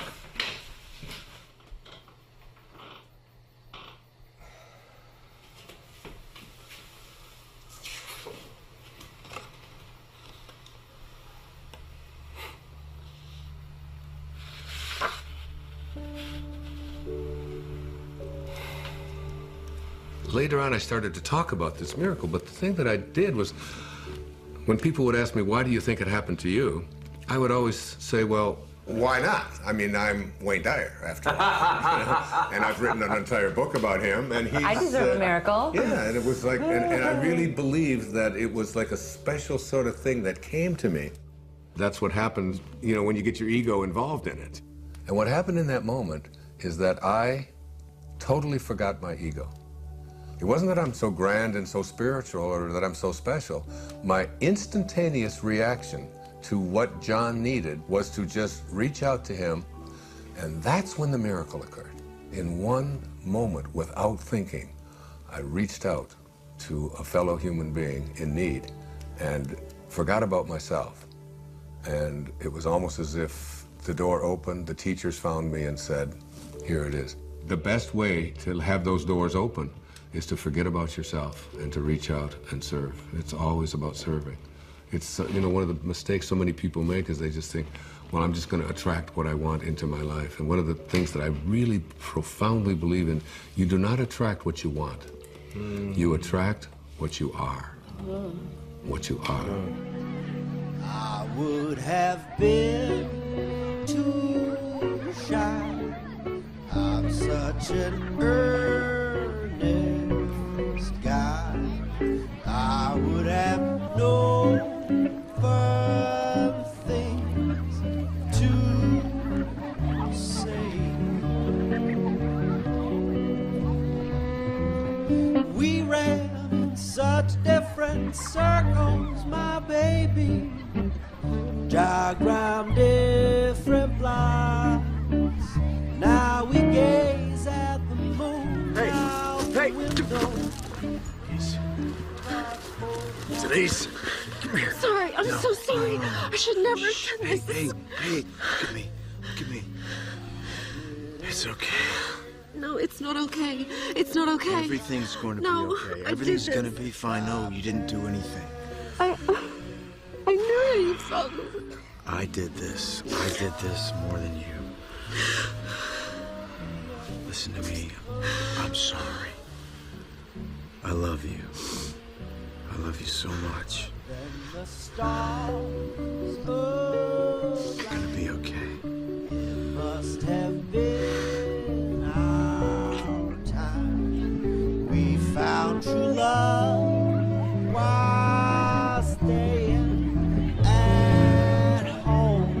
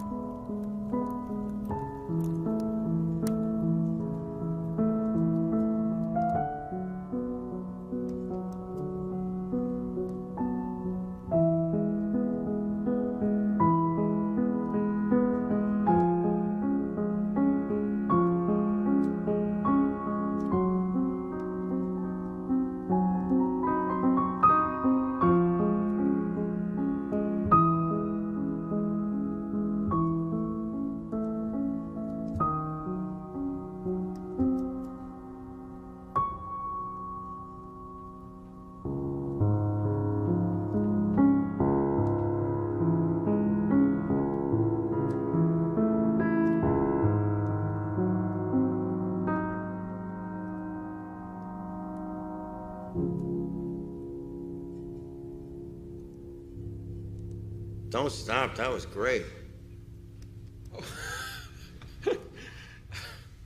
Thank you. What brings you out so late? Or I should say so early. Just couldn't sleep. You having trouble with the filming? No, that's fine. Filming's easy.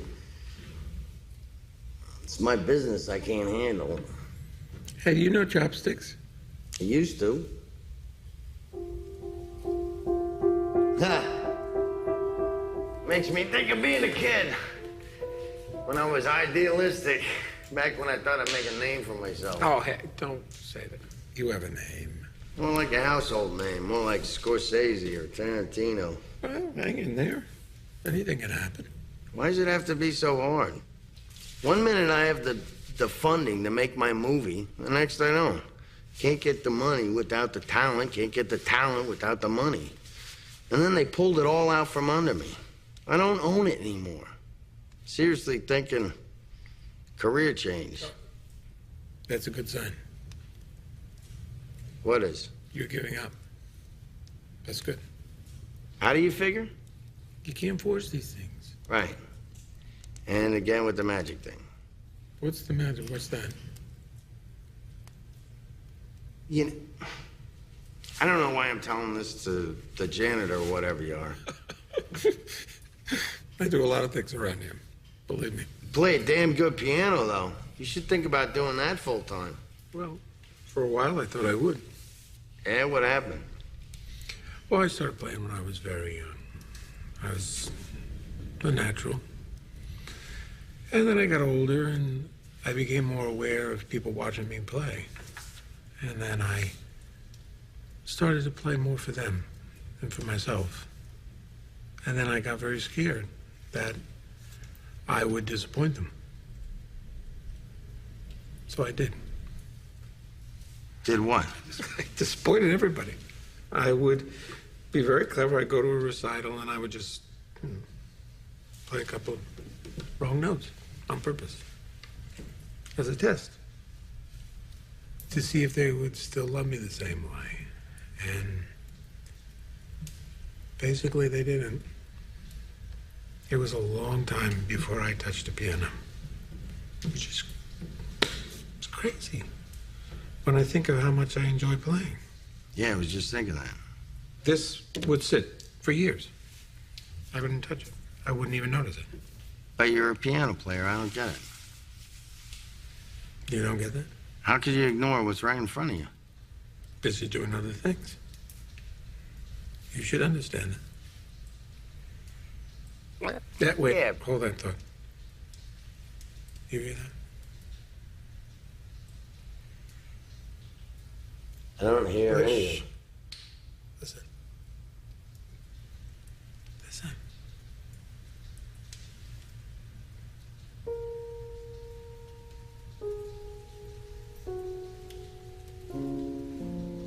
That's nice. I like that. I like that too. You making that up? Yeah. Well, no, sort of, yeah, mostly no. What? It's just something I could do. Make music, you mean? No, I can't. And you're a good faker. Yes, I'm just listening. Listening. I listen. And then I just play what I hear. I'm not making it up at all. It makes itself up. Makes itself. Exactly. I just play. Sometimes all you gotta do is just show up, pay attention, and music happens. Your music happens.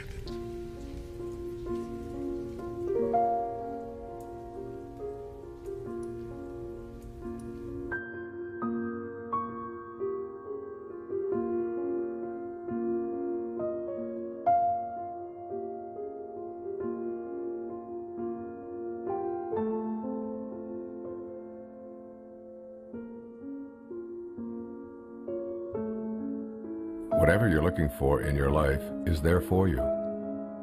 It will show up where and when it's needed. It's always in your mind. Whatever you need to complete this project, whatever you need to create, it's all there. You can prepare and then let go. It's an easy trusting that everything will happen perfectly.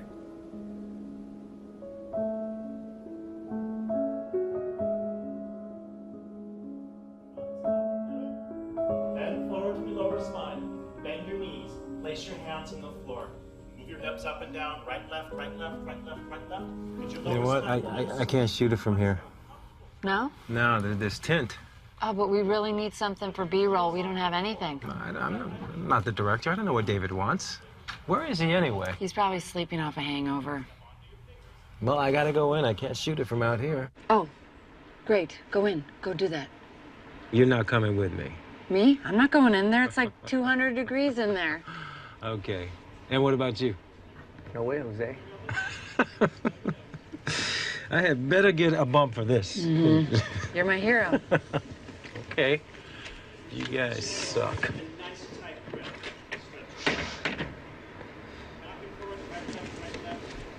Hey, good morning. Good morning. I got up early. I was scouting locations.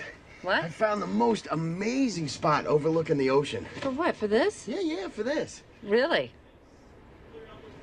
It's a little bit of a hike, though. That's okay. We will indulge your creativity. You sound inspired, David. I am inspired. I'm making music, doing the down. What are you talking about? What is Rob doing in there alone? That's some crazy hot yoga torture. Yeah.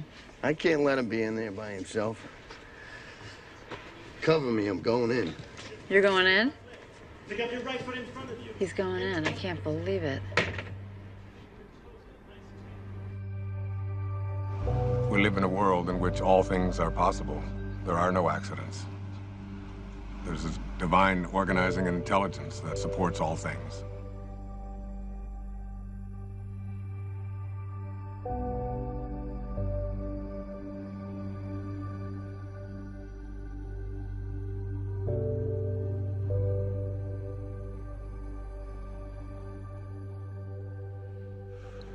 I think you have to get to the place where you're no longer focused just on yourself. And the things that you really want for yourself, you begin to say, how can I want them more for someone else than I want them for me? And that's God realization.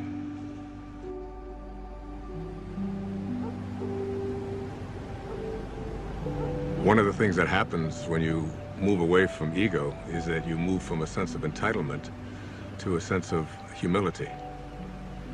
You realize you're entitled to nothing. That's just the ego speaking. So the fundamental truth is that you must be like what you came from. If you came from divinity, you must be divine. If you hold your hands up and say, these are the hands of God, then what does God do with his hands? God is just giving. That's all God knows how to do. Hi.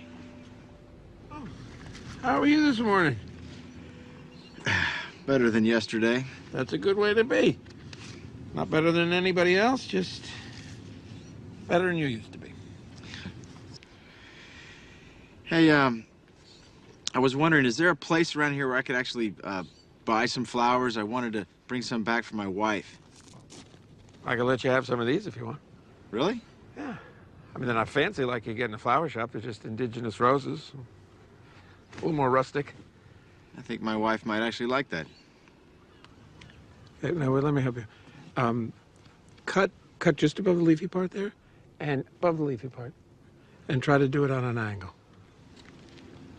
Hey, there you go. Good. Can you tell I've never done this before? Not much of a gardener? No. I usually pay people to do my gardening. People who actually know what they're doing, like you. Yeah, well, I get a lot of satisfaction out of it. I've never really seen the value in flowers, I guess. Don't you ever send your wife flowers? No. Oh, that sounds bad. It's a new day. Yes, it is. You know, there are over 200 species under the genus Rosa. And there's a rose database that has, I think it was over 6,000 variations of roses. Seems almost excessive. Here. Thank you very much. Can I give you a tip?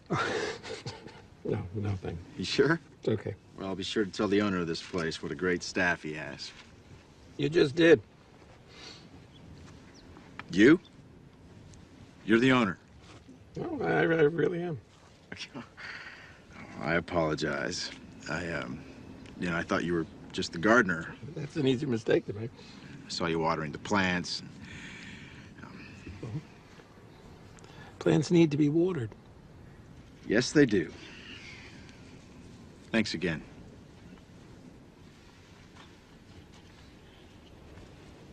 Can I ask you a favor?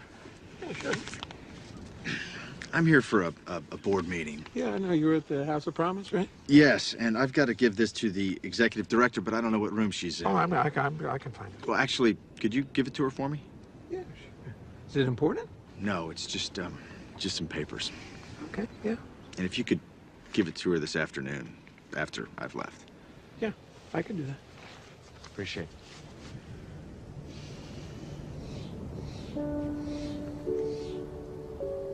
So you shift your thoughts from what can I get to how can I offer, how may I serve? If your attention is off yourself and about giving, the universe will respond by giving back to you. The universe will say, how may I serve you? But you have to be in a place of service yourself, That's when the transition is complete, when you move into that place that is without ego.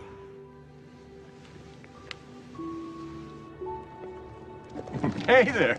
Hi. Missed you yesterday. Had a great game. Yeah, got stuck in town. Yeah, I understand. Things come up. Yes, they do. How'd the meeting go?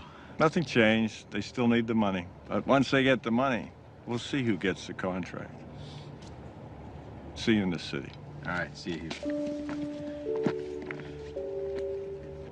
Not so fast. Don't tilt it. No, we don't want to crush the flowers. That's very good. Oh, I'm telling you, you don't want to know how much these flowers cost. You know, it's the same florist the mayor uses. Now, oh, be careful, please. Thank you.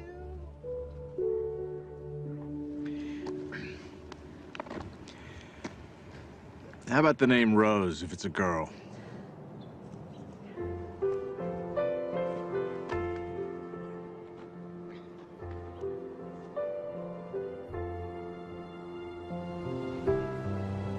As we move into the meaning phase of life, it's not as if you no longer are ambitious. It's that you have ambition with meaning. You're ambitious about other things. So now your ambition is transformed into purpose, and you have to learn to become the observer and to step back. You begin to live in process, trusting where your source is taking you. You begin to detach from the outcome. And that detachment allows you to no longer be fighting. It allows things to just come to you. And you're no longer being the person who's making things happen. You're allowing them to show up. The fight is gone. So I get asked over and over again, is there a purpose to the ego? And my reaction to that is it's just not worth defending. The ego is the thing that is the false self. And when you're defending it, you're defending an illusion. You're defending something that really isn't who you are. Your authentic self is way beyond the ego. Every one of us knows that we came here with music to play, and yet we have a tendency to believe that we are separate entities and that we have to fit in, and that's our role in life. And none of that is true. The shift can happen in many ways. It can be just a comment. It can be a coincidence that occurs, a particular event that you weren't expecting. It can be anything at all, but the result is always the same. You begin to realize that you're not here to push life, to make it a struggle all the time. You're here to enjoy and to be living in peace. That's what happens when you're in the afternoon of your life. I was just thinking about all the things I have to do to pack us up to leave. Oh, yeah? I'm like a walking to-do list. I think 90% of my day is spent managing everyone else's life and all their problems. Uh-oh. You are very appreciated. It's not what I mean. I love taking care of you and the boys. I do. I love my family, but... But? When I paint, I go somewhere. I feel connected. I feel blessed. And you're good at it. I miss it so much. On the hike yesterday, Jack told me that I don't paint. I realize that my own children have no idea who I am. They don't even know what I do.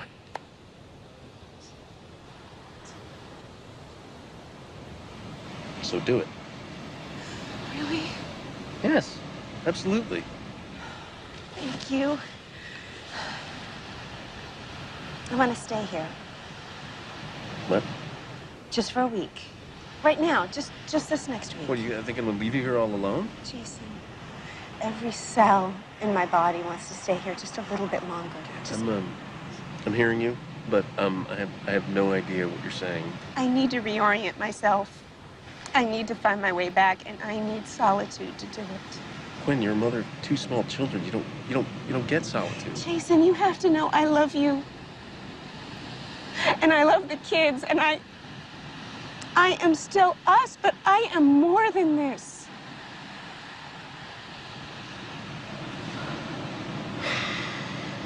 Okay. There's just one problem. See, I don't know how to do what you do. You'll be great. It's just for a week. You'll survive. And then we go back to normal. I don't know about that. Oh, you're good at this. Oh, that's not fair. You know what you're gonna get good at? What? Laundry. I see lots of laundry in your future. That's great. That's great.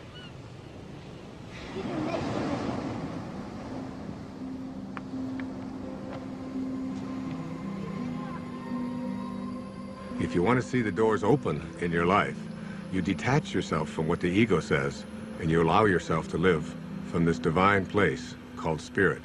And what Lao Tzu called the virtues, he said there are 4 of them. The first of these is reverence for all of life, which is respect.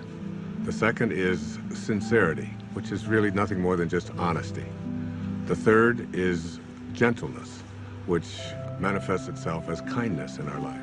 And the fourth is supportiveness, which just manifests itself as service, offering service to others. Those are the 4 virtues. And Lao Tzu asks us to live by them. There's a great quote by the poet Hafiz. He said, even after all this time, the sun never says to the earth, you owe me. Just think what a love like that can do. It lights up the whole world.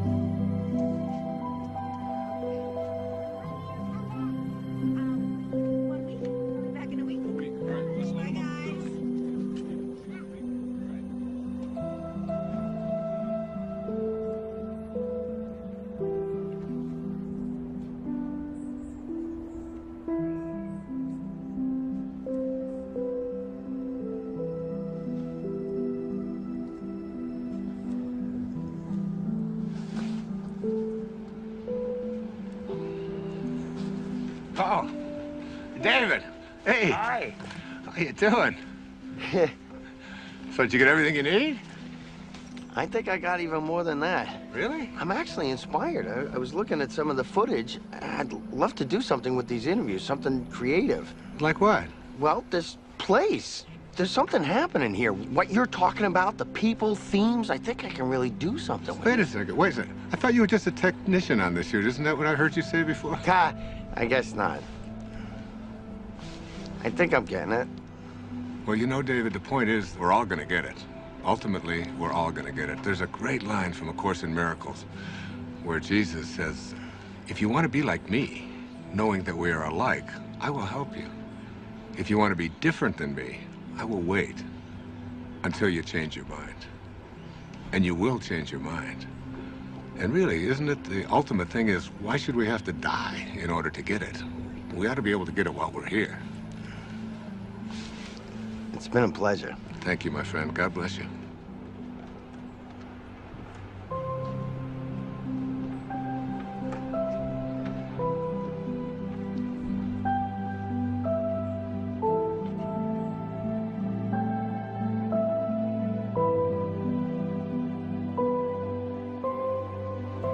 Nobody needs to ask the question, what is my purpose? It will always be found in service. If you can just for one day put your attention on making life better for someone else, if you can focus on thinking like that, that's how God thinks.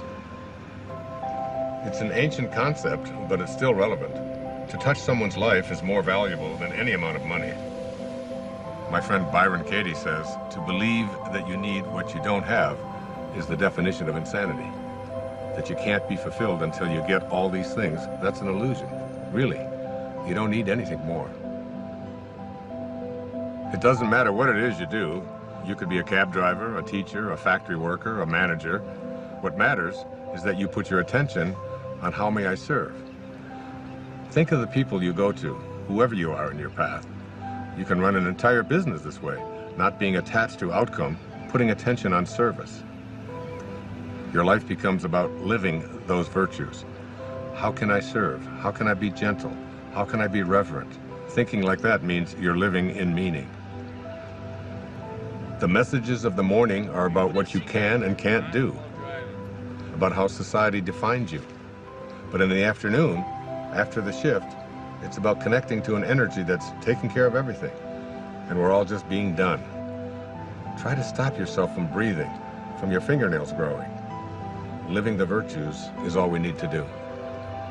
The truth is, I feel something else is in charge of all of this.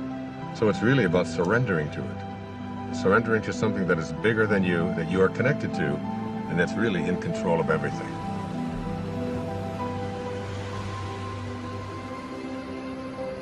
There's a place deep within us that wants to feel fulfilled, that wants to know that my life has made a difference, that I've left this place, this planet that I've lived on, better than when I arrived, that someone's life has been profoundly touched because of my existence. We all want that. It's not about age or about finding yourself. Whoever you are, at whatever age, you're only a thought away from changing your life.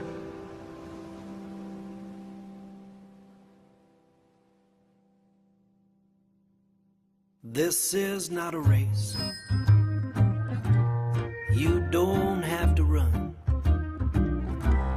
You might even slow it down, take a look around instead of chasing everyone. Nothing to prove, no point to make. If when it's said and done, you know in your heart that your song is sung. Don't go with your song still inside you. Let it guide you every day. We all know that it's good to be humble,